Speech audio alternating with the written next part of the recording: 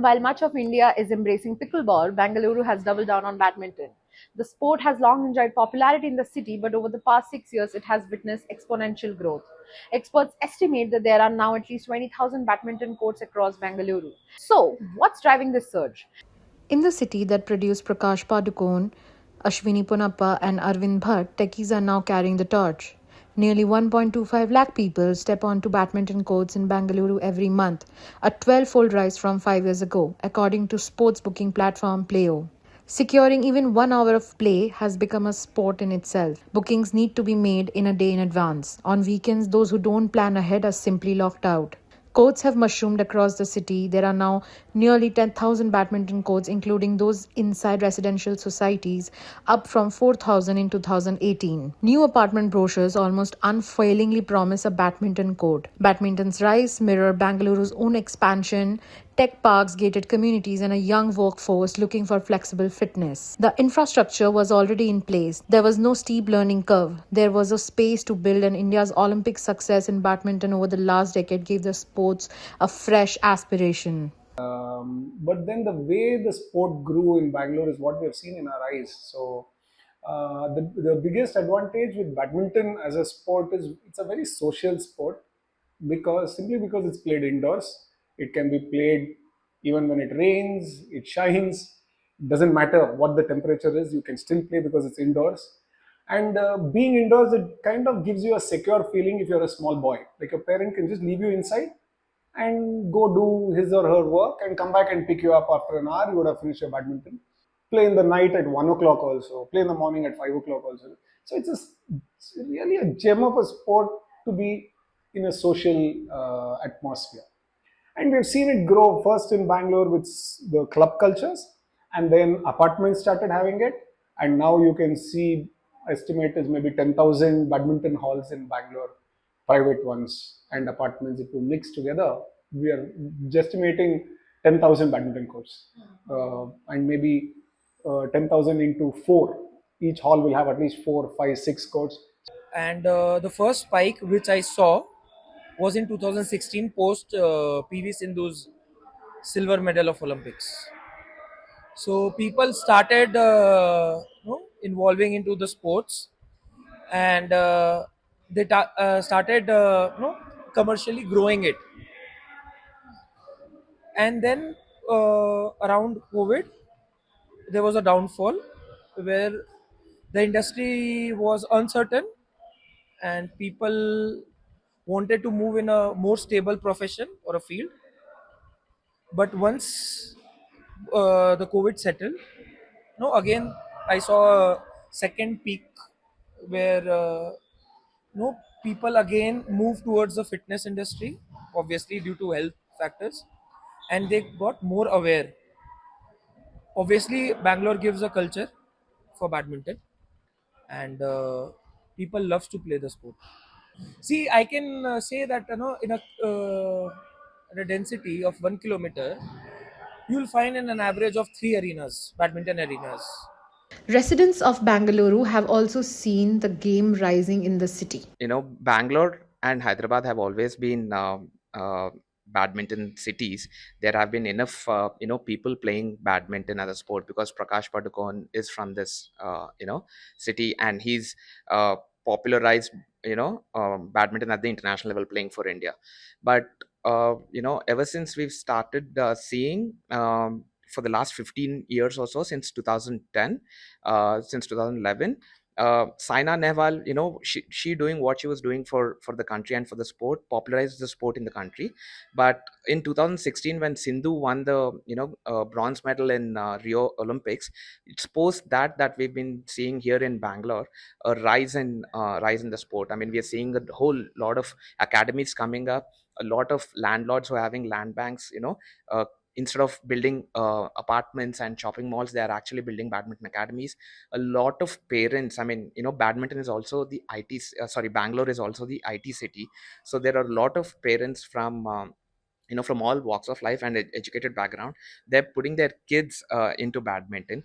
We've seen with while Siona's training was going on for the last 10 and a half years, it was clearly 2016 we've seen literally the floodgates open, and the entire badminton from grassroots level increasing. And then we have international players and coaches like Arvind Bhatt, who's a former Olympian and former India representative in the sport. They coming and training. We have Anup Sridhar and such coaches. And then the elite players from around the country as well come here and coach, because the coaching facilities are good. The number of training, the number of academies and facilities are a lot. So right from elite professional level athletes to amateur casual players like us, to even entry level people, now I see a lot of uh, IT employees actually come and play badminton and choose it as a fitness instead of gym. So it's both fun, and this is extremely high cardio sport, right?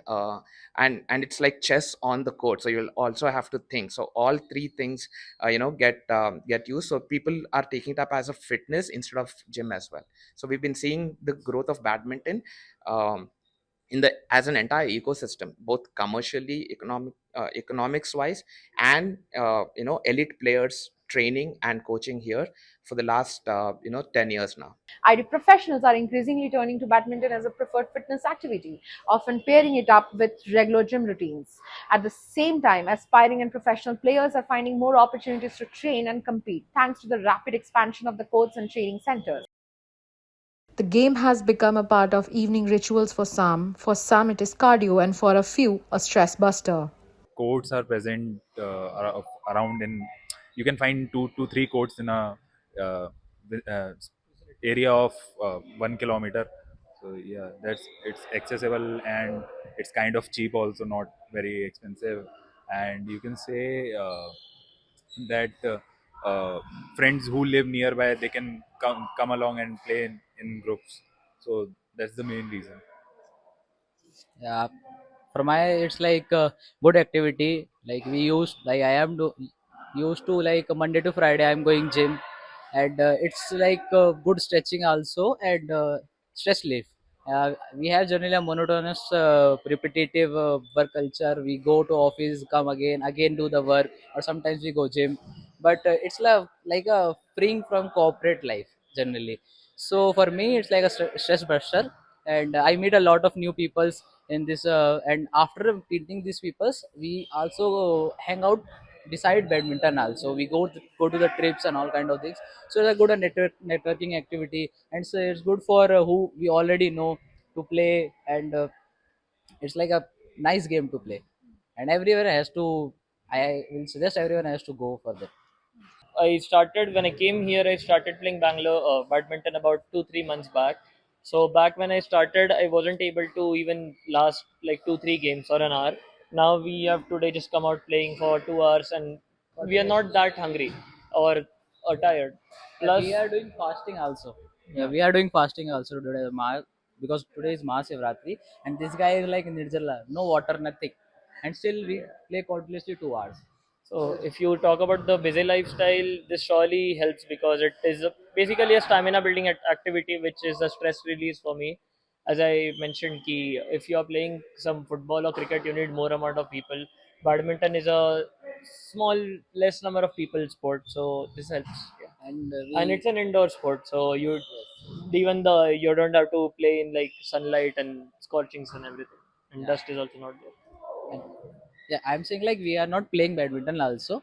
We are also playing TT on regularly basis in office, in breaks only, and we are in team, like office teams also, cricket team also. So it's not like we are playing only badminton, but I am into sports, but there was no other uh, close friends or groups that I can play with. So somehow, because of one of my colleagues, we started picking up badminton. Since then, I've played with different groups, different people, got to know a lot of people. These days, I play with two groups, my colleagues, and the other group is like some other circle of friends. So it's been like 2.5 years now, I think. You know what made you join badminton? You could have chosen any Um, other sport. yeah, so I picked it up because it's easy to access. Like the court is nearby, just few hundred meters away from where I stay. So I think that's one of the main things, and there are a lot of people playing. And there's this app called Playo that's also making it easy to catch up with people and play. What about badminton do you like? Oh, sorry. What about badminton? What about the sport? Oh, okay. It's quite physically involved. You have to like kind of run around. The stamina has to be up there, so it keeps you active. So something sort of this is what I like. So But what about the sport? But what about badminton that is giving people feel good endorphins? Either your family or friends who can come gather, play for fun, and go. Easy to access. You just need a shoes, racket, and a shuttle, and the courts are available like in n number of places. So it's very easy. Like I don't want to. I don't have to put too much head into it. Like if, for example, if it's a gym or if it's cricket, the cricket ground is so huge, and the pitch is just one. So if you want to actually experience the match, it's very difficult to get it so easily accessible to everyone. But whereas badminton in a stadium, even if you have three codes, like so many people can come, they can play 3 4 games. A game lasts for about 20 minutes at the max. 20 minutes they can like 3 to 4 games they can play for fun. Like they put challenges and all of this. It's more competitive, very short term, because people are very used to instant results. So badminton gives you all of those things. So if you're just like a beginner, or if you just want to play a sport for fun or play a sport for being fit, it's like the first option you get in your head. Everyone plays it like leisurely for fun, and instead of going to the gym or playing any other sport, badminton has just begun to come up a lot more, especially in Bangalore. And previously there was like a pickleball phase, but like it's taken over the entire country, but it couldn't take over Bangalore because badminton is just that popular here. I mean, I feel really free when I play it. Like badminton is my therapy. For me, it's just like a really beautiful sport, and for me, I think what I love most about it is that there's like so many variations, and it's not the type of sport which focuses on one area too much. Like let's say you take something like golf, it focuses a lot on your shoulders. However, some badminton coaches caution that the booming market could eventually face monopolization or even see a shift in momentum towards cities like Hyderabad. It has been doing good as of now. There are around 10,000 plus codes which has been spoken about. Not sure about the numbers, but yes, that is the numbers which everyone quote. There are more than 10,000 codes, and people are still building badminton arenas. Only building badminton arenas, I don't think, will be a sustainable thing in the future. Now what people are doing is they're including other things like swimming, a gym, or whatever other kind of things with badminton to get in good revenue. Because as you know, when this trend started in 2015-16, there were not 10,000 codes, maybe around 150 200 codes, and you had a lot of people who want to come and play in that particular arena. So there was a shortage of supply to demand. Now there are 10,000 courts, so it's all spread out. I don't think what people expected to make around back then is happening the same right now. There will be a downfall in it. This is my personal view. Reason being, if I see the economic side, back in 2018 and 19, many courts would charge 500 to 600 rupees an hour to book and play. Now it has come down to 300 to 350 on an average, and on weekdays it's come down to 150 200 rupees an hour.